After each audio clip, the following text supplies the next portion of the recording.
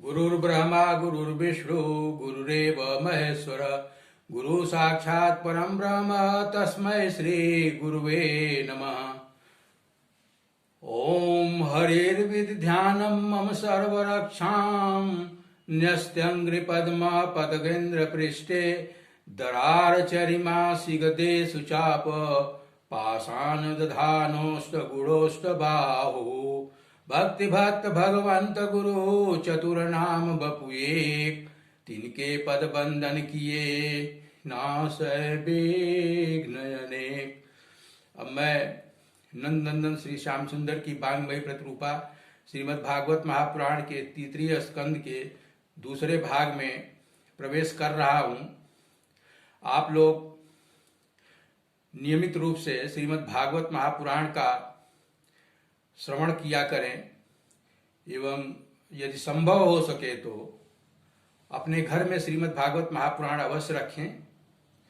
वैसे परिवार की जिम्मेदारी, समाज की जिम्मेदारी, कुटुंब का भरण पोषण पालन ये सभी आवश्यक है, परंतु अपने लिए भी यह आवश्यक है कि हम अपना कुछ समय भगवान के स्मरण में बितावें तथा वही समय हमें आखिर में काम देता है। जितना भी समय हो सके, जैसे खटवांग ने क्षण भर ही 2 क्षण ही उनको समय था, उन्होंने जो मतलब भगवान की मुक्ति पा ली। राजा परीक्षित को 1 सप्ताह का समय था, उन्होंने जो मतलब वो कर लिया। भक्त प्रहलाद बचपन से ही उनके अंदर भगवान के प्रति रुचि थी। ध्रुव उनके अंदर बचपन से ही रुचि थी। तो ये कोई समय का ऐसा नहीं है कि हम तो हमारे पास समय नहीं है। समय हमेशा अपने लिए निकालिए, थोड़ा समय निकालिए। अब मैं श्री भागवत महापुराण की कथा में प्रवेश कर रहा हूँ। यह उस समय की बात है जिस समय ब्रह्मा जी सृष्टि की रचना कर रहे थे। उन्होंने सर्वप्रथम सनकादि ऋषियों की रचना की और उनसे कहा कि आप सृष्टि बढ़ाइए। उन्होंने कहा कि नहीं पिताजी, हम तो ऐसे ही रहेंगे, हम भगन भाव करेंगे, हम सृष्टि नहीं करेंगे। उन्होंने श्राप दे दिया कि जाओ तुम लोग हमेशा 5 साल के ही बने रहो। नारद जी भी यही उत्तर दिए। इसके बाद उनको क्रोध आया, रुद्र पैदा हुए। उन्होंने कहा कि ठीक है, हमें परिवार बढ़ाने के लिए रुद्राणी भी चाहिए। तो उन्होंने 11 रुद्राणियों को भी पैदा किया, परंतु वो ऐसी सृष्टि की रचना करने लगे जिससे कि चारों तरफ त्राहि त्राहि मच गया। अंत में ब्रह्मा जी को बड़ी चिंता हुई तो उनके शरीर के 2 भाग हो गए। बाएं भाग से शतरूपा और दाहिने भाग से मनु का आविर्भाव हुआ। इसीलिए औरत को बांगाम्बी भी कहा जाता है और औरत हमेशा बाएं स्थान पर उसका महत्व दिया जाता है। उन्होंने ये प्रश्न किया ब्रह्मा जी से कि हे पिताजी, सृष्टि तो हम लोग बढ़ाएंगे लेकिन हमें रहने के लिए जगह भी चाहिए। पृथ्वी उस समय चारों तरफ जल ही जल था और हिरणाक्ष नाम का एक दैत्य पृथ्वी को समुद्र में छुपा रखा था।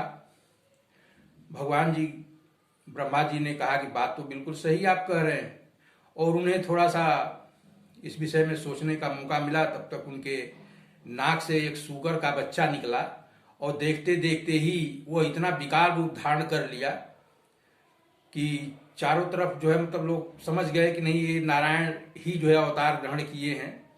12 भगवान अपना रूप धारण करके और समुद्र में प्रवेश किए पृथ्वी को लाने के लिए। इधर हिरणाक्ष चारों तरफ विजय प्राप्त करके वरुण देवता के पास पहुंचा और उन्होंने कहा कि मैं आपसे युद्ध करना चाहता हूं। वरुण ने इसकी बल और पौरुष को समझ गए थे। वो कहे कि भाई तुम्हारे साथ मतलब तुम्हारी जोड़ का तो 12 भगवान है नारायण, जो कि मतलब उनसे तुम युद्ध करो। सभी देवता जानते थे उसके बल को। बीच में रास्ते में मिल गए नारद जी से पूछा हिरणाक्ष ने कि हमें नारायण से मिलना है। उन्होंने बता दिया कि तुम जो पृथ्वी छुपा के रखे हो वह लेकर के आ रहे हैं, जाओ तुम युद्ध करो उनसे। वो आया और भगवान को ललकारा, गदा युद्ध हुआ।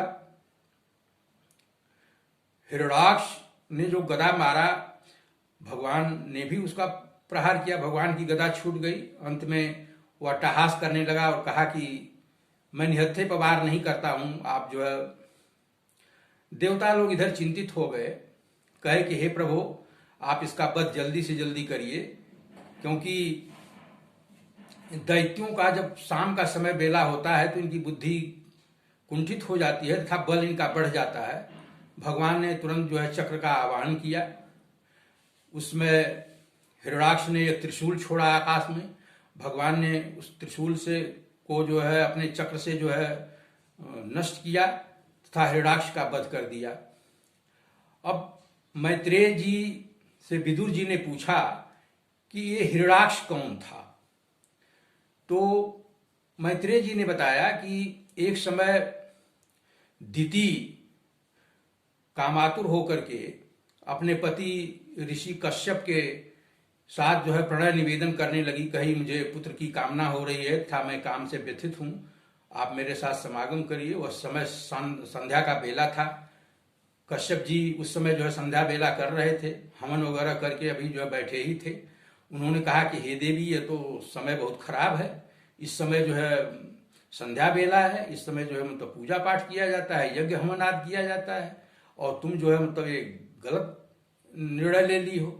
लेकिन ये नहीं मानी, इतना निर्लज्ज होकर के उनके वस्त्र को पकड़ लिया और कहा कि नहीं, जो है आप मेरी मनोकामना को पूर्ण करिए। कश्यप जी ने उसकी मनोकामना पूर्ण किया। उसके पेट में जो दो राक्षस पैदा हुए, उन्होंने श्राप दे दिया था कि तुम जो है हमारी बातों को नहीं मानी हो, गलत समय में ऐसा किए हो, इसलिए जो है ये दोनों राक्षस होंगे तथा ब्राह्मण विरोधी होंगे, देवता विरोधी होंगे, चारों तरफ त्राह त्राह मचा देंगे। बाद में दिति को अपनी गलती का आभास हुआ, उसने क्षमा प्रार्थना किया, कहा कि हे प्रभु, हमें क्षमा करिए और हमें जो है माफ करिए। उन्होंने कहा ठीक है, अगर तुमने अपनी गलती मान लिया है तो तुम्हारे पौत्र पैदा होगा। वही जो है प्रहलाद जो है हिरण्यकश्यप के यहाँ पैदा हुआ और 100 वर्ष तक दिति ने अपना गर्भ जो है धारण किया।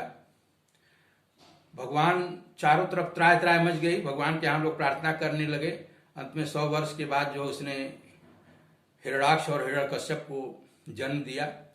अब देवता लोग पूछने लगे कि हिरण्यकश्यप का पूर्व काल क्या है। तो ब्रह्मा ने बताया कि एक समय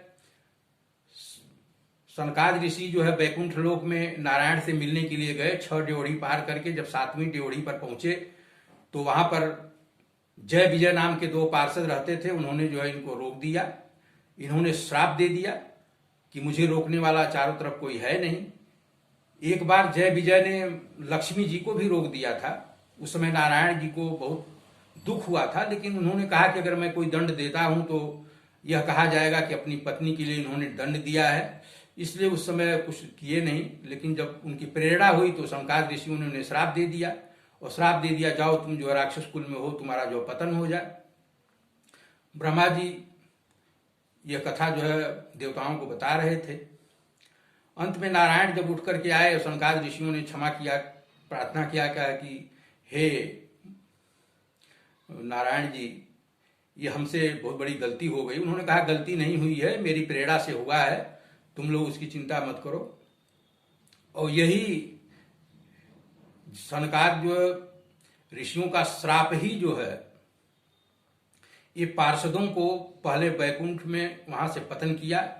इसके बाद कुंभकर्ण और रावण के रूप में असुर पैदा हुए, फिर हिरण्यकश्यप और हिरणाक्ष के रूप में हुए, इसके बाद वक्रदंत और शिशुपाल के रूप में हुए। यह इनकी कथा है, आप लोग इनका श्रवण करें।